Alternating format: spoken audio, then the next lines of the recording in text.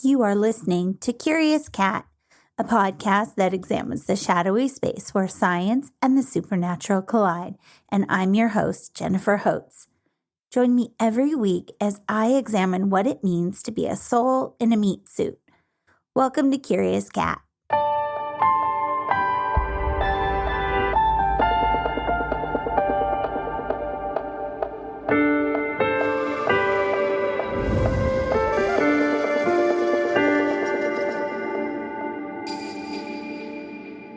Hello, and thank you for listening to Curious Cat.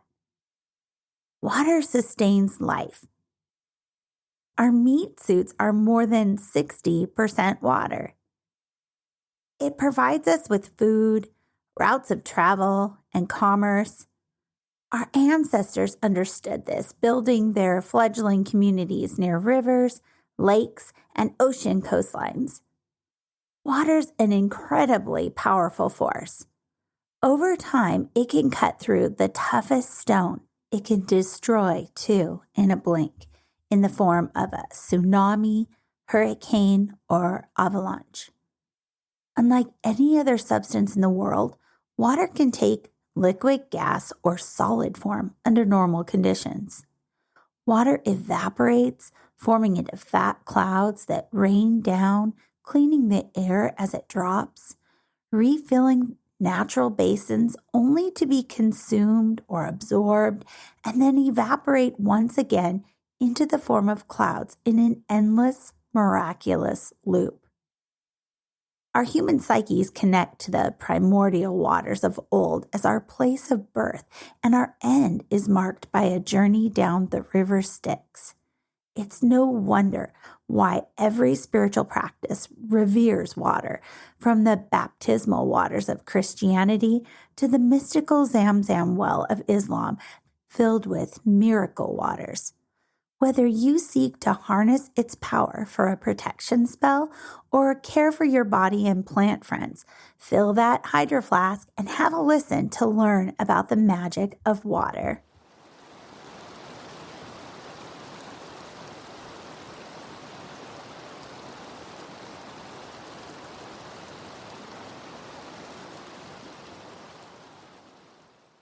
Let's start with a quick Chemistry 101 overview of water because there's miracles in the substance, even at the atomic scale.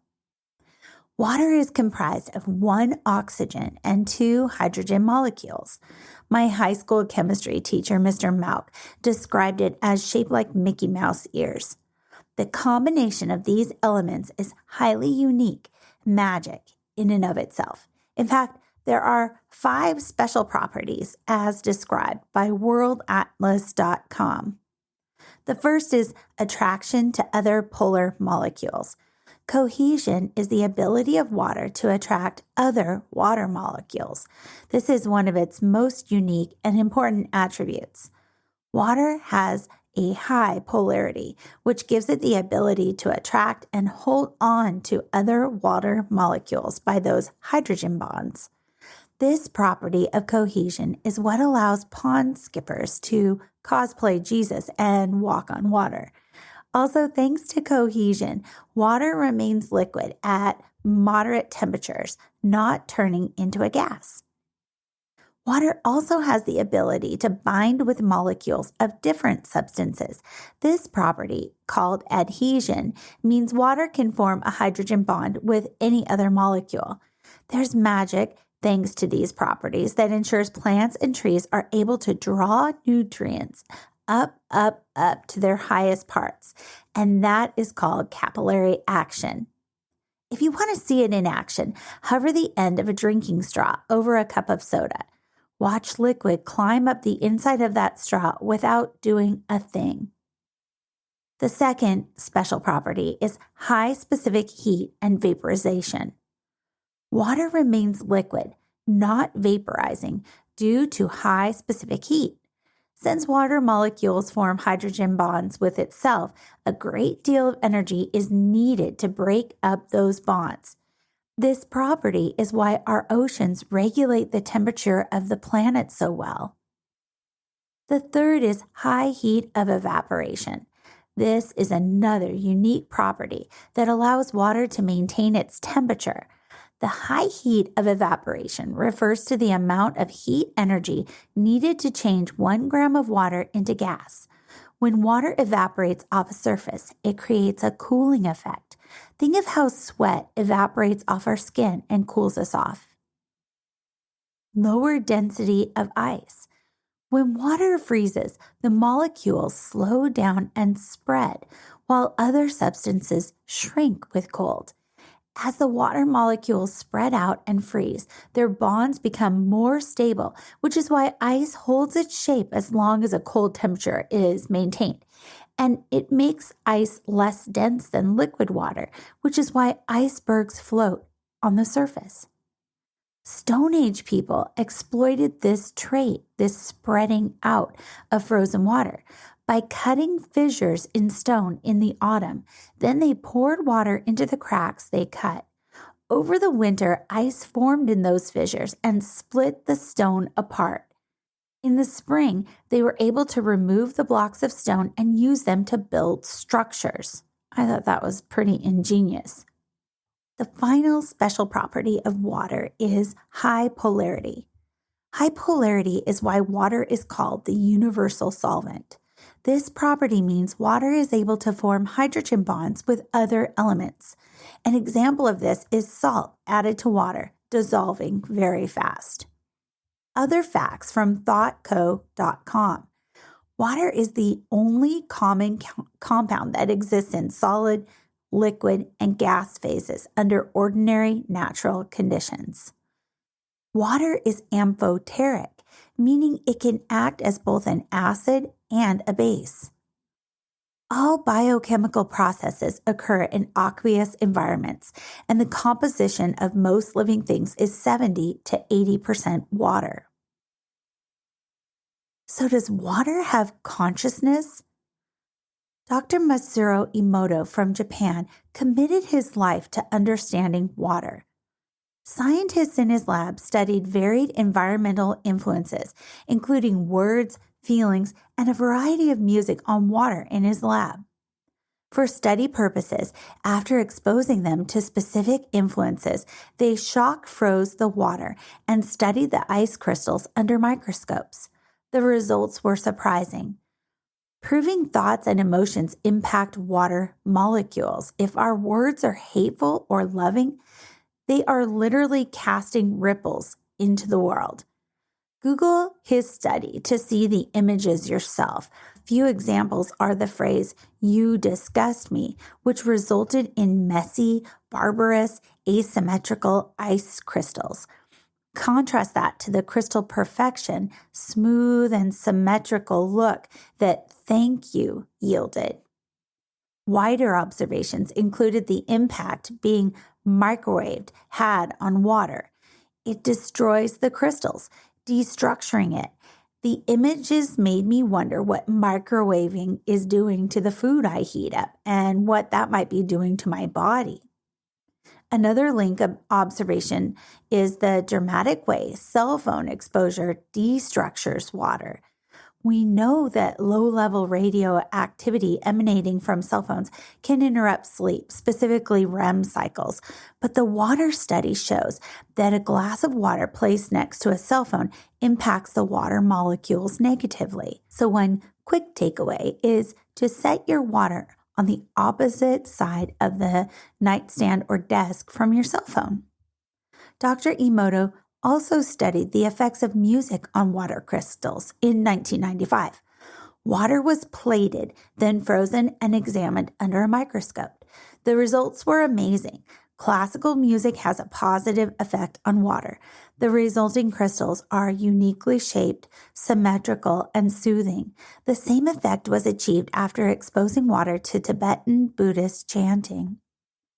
The author of one article encourages us to take a moment to pray over everything we consume with this study in mind. Say a simple thank you, because your words of gratitude may imbue the molecules with love or positivity. I watched an interesting movie on YouTube that kind of relates, called The Great Mystery of Water. I've put the link to it in the show notes. Two of my favorite anecdotes were a story of a ship. It set sailed across the ocean bound for San Francisco. It was in the late 1800s. This 3-week journey was interrupted when a fire broke out aboard the ship. Crew escaped to lifeboats with no fresh water to sustain their float. Soon they began to dream about drinking fresh water. And when they landed in San Francisco 3 weeks later, they were hydrated, owing their miraculous condition to those freshwater dreams. An account of a weapons development commission that met in Asia was very curious.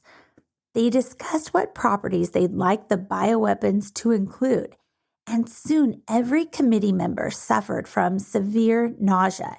They were rushed to the hospital with symptoms of food poisoning. The only thing they'd consumed during the meeting was water from a bottle in the middle of their table. The water was later tested and found to be pure H2O, nothing more. The medical report stated it was poisoning due to normal water, and they further speculated the water took on the properties of the bioweapon that had been spoken of during the meeting. Well, we've talked about the unique scientific properties of water and some strange mystical characteristics. Is it any wonder why water is held as sacred across cultures? Water is considered one of 4 sacred elements. Included with water are earth, air, and fire. Water energy represents purity, fluidity, and harmony. It can dilute, heal, cleanse, and calm.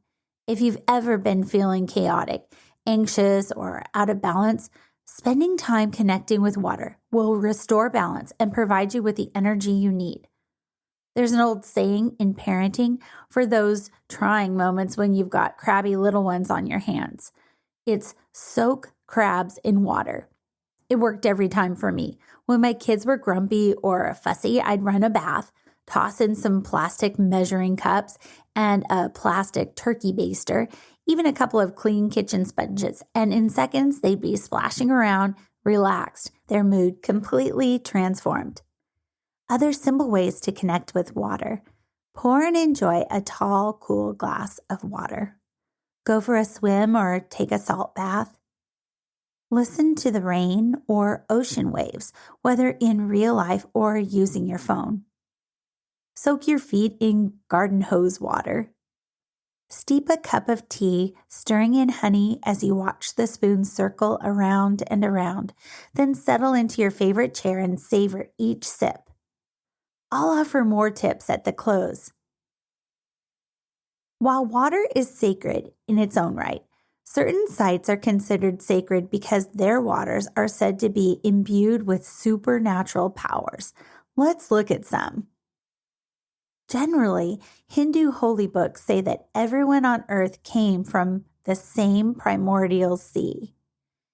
In the Christian Bible, God stirs above the waters and creates a firmament to divide the waters in an act of creating our world. To this date, there are 70 confirmed miracles at Lourdes, France, since the first apparition appeared to a 14-year-old girl named Bernadette in 1858.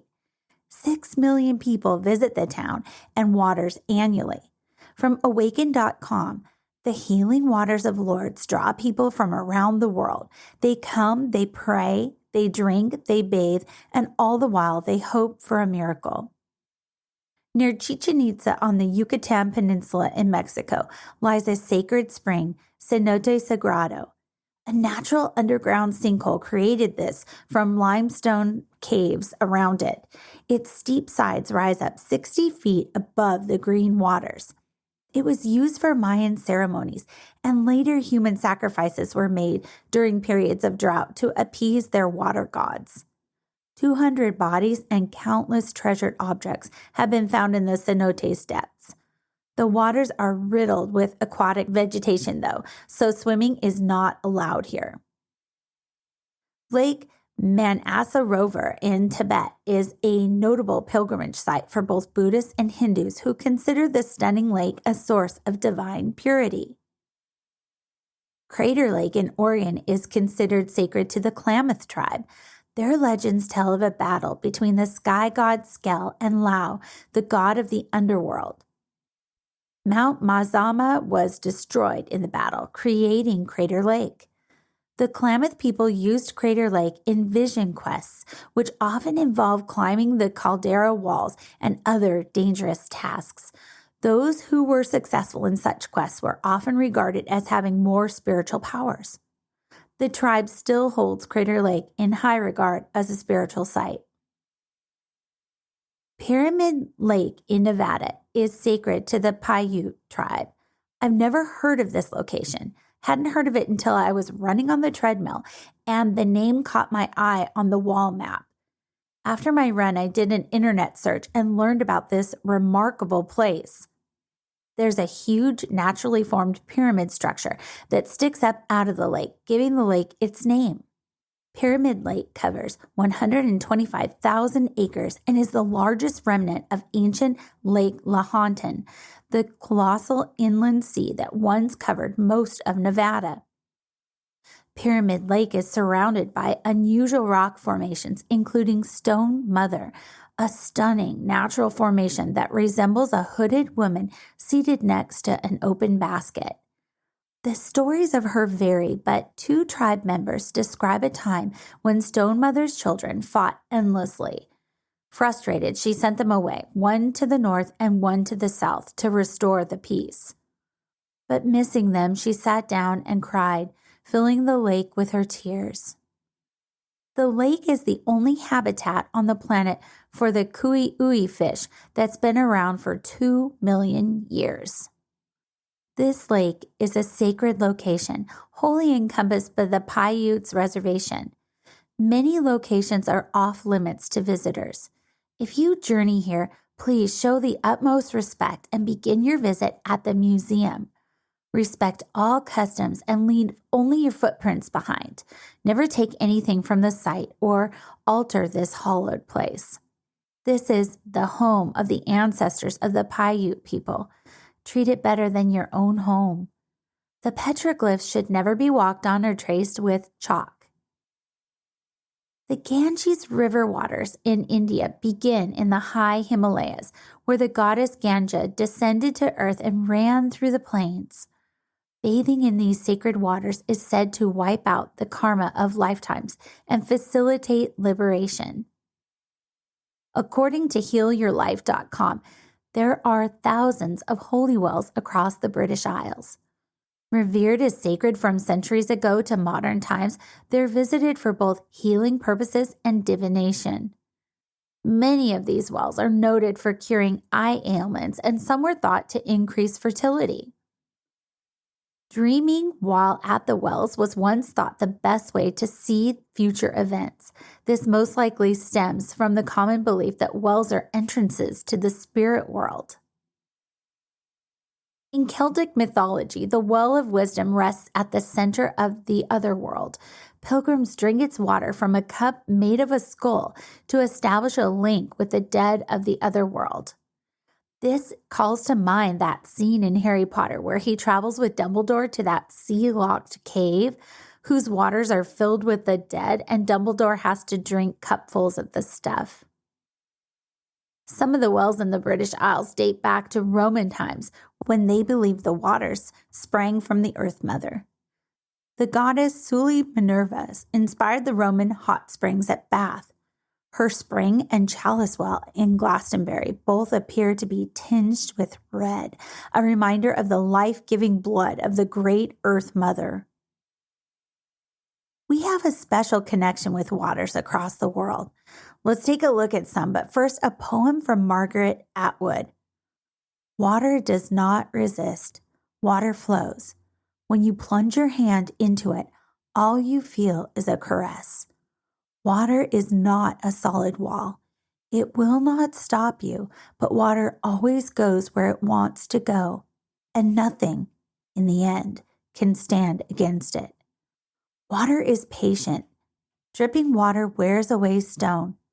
Remember that, my child. Remember, you are half water. If you can't go through an obstacle, go around it. Water does. Is it that simple? we are of water, so we revere water?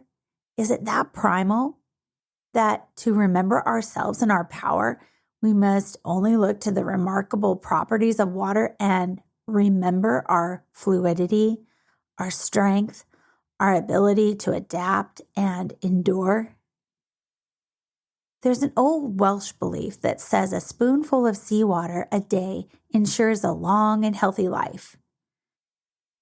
In Taoist traditions, water is considered an aspect of wisdom. The reasoning is that water moves in the path of least resistance. For ancient Greeks, water symbolized metamorphosis and philosophical recycling because it seamlessly transitions from liquid to solid to vapor. In ancient Egyptians, the Nile was held sacred for its life-giving properties, seen as the birth canal of their entire existence. Water is integral to many Christian traditions. Christ turns water into wine. Christ also walked on water. Both of these symbolize transcendence of the human condition. Christians baptize new members into the church with holy water to symbolize a purification of the soul and a rebirth.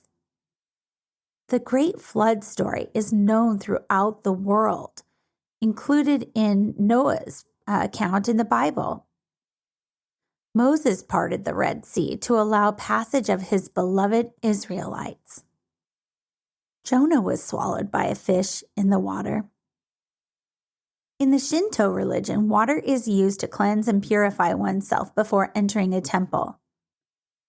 A ritual bath in pure water is performed for the dead in many religions, including Judaism, Mendaism, and Islam.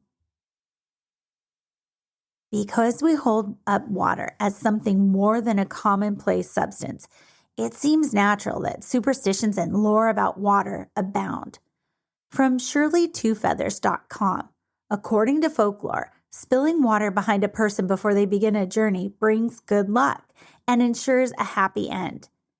It's bad luck to boil water, say in a tea kettle, without having a final purpose in mind. If you let the kettle boil over or overfill the teapot, a thunderstorm will follow, some say. Leaving water on a tabletop dispels bad spirits. Leave a cup of water on the kitchen counter to ward off evil spirits. This reminded me of that old movie Signs, right? Where the little cup of water on the nightstand kept the aliens at bay. A Yorkshire tradition involves pouring hot water on the doorstep of a church after a newlywed bride and groom have left the building. This is thought to keep the threshold warm for the next wedding, sowing the seeds of the next village coupling. In Germany, it's strictly forbidden to say cheers with a glass of water, even as a joke, because it's said you are literally wishing death upon your drinking buddies. So don't do that. Native American people call a still pool of water aptly and lyrically a sky mirror for its ability to reflect. In fact, it's thought water gave man the first means of seeing himself as others did. If you're ever driving or walking and feel danger nearby, try to cross over water. Drive over a bridge, or if you're walking, step over a puddle of rainwater. Evil and danger cannot cross over water. This is an ancient custom, but can still be used today with good effect. There's water superstition in dreams. Water often represents our emotional life, those feelings we hide beneath the surface. A large body of water in a dream could symbolize deep emotions. Walking in the rain might suggest cleansing. Turbulent waters might suggest rough or complicated emotions that you're trying to sort through. Muddy or murky waters might symbolize confusion or unclear feelings. When dreamers experience fun in the water, they are likely connecting in a healthy way to their spirit or psyche. I promised I'd teach you about the mysterious water magic. Blue witches are those that connect with water, using its power and properties to enhance their magic. They'll often have seashells on their altars. They will collect storm waters to create potions, Thinking the storm has enhanced the magical properties of the liquid, they'll create moon waters by exposing water to the light of a full moon and then use that water for the whole month to spellcast. They will draw and soak in meditational baths or cleansing salt baths. Some read tea leaves to predict a person's future or understand their present troubles and find remedies. Water scrying might also be used to see into the future. The most famous water scryer, okay, did I just make up that word? Anyway, water scryer in the world is Nostradamus. This was the method he used to see visions of the future. That term, water scrying, comes from an Old English term, descry, which means to reveal.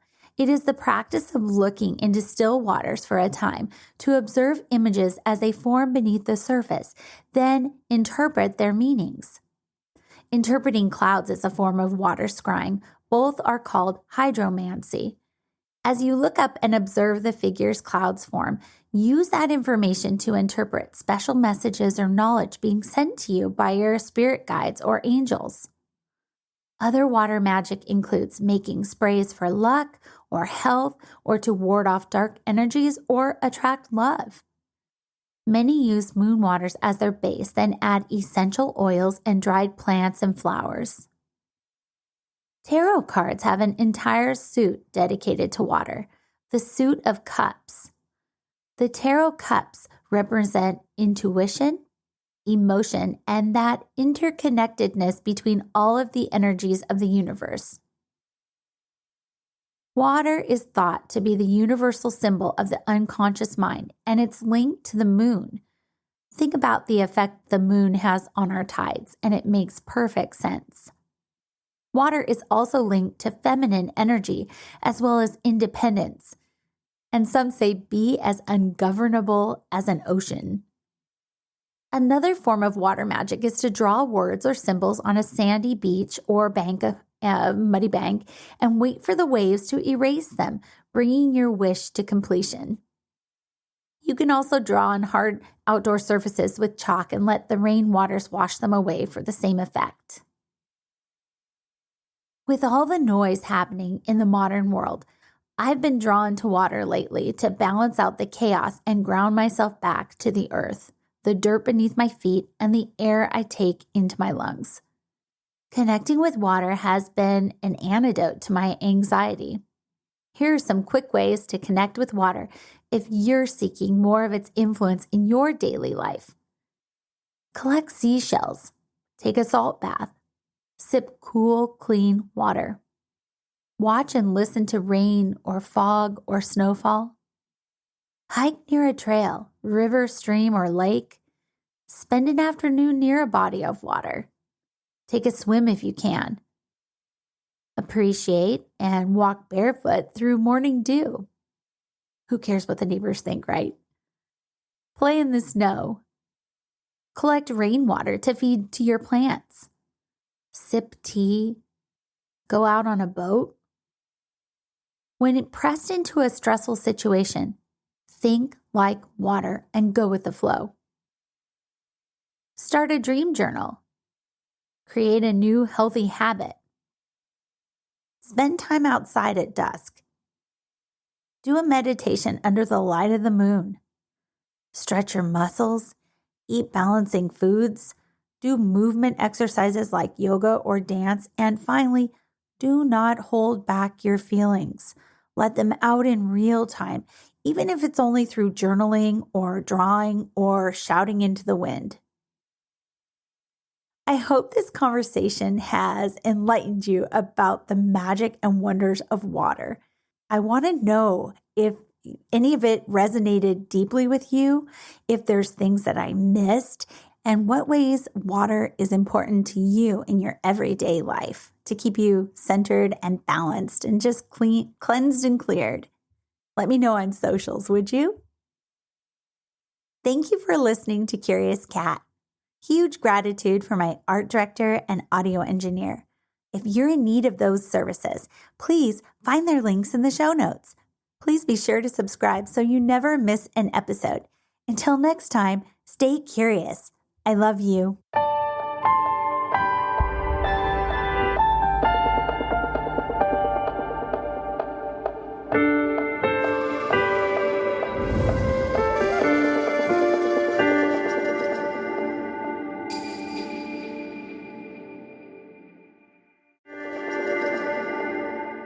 Hey, you. Yes, you. Are you looking for a new podcast that appeals to your scientific curiosity, but is also a little bit spooky? Show me how I died in a past life. Well, look no further, because this cat is where it's at. He had concerns about the ethics surrounding AI, feeling they had achieved consciousness. Curious Cat Podcast examines the shadowy space where science and the supernatural collide. Listen every week with your host, Jennifer Holtz, as she and her guests explore what it means to be a soul in a meat suit. We were healing karma together. They were all kind of predestined to resolve something. Listen on all your favorite streaming apps and continue the conversation on Twitter at CuriousCatPodCA, or find Jennifer and all her links at Jennifer L. Holtz, spelled HOTES.com.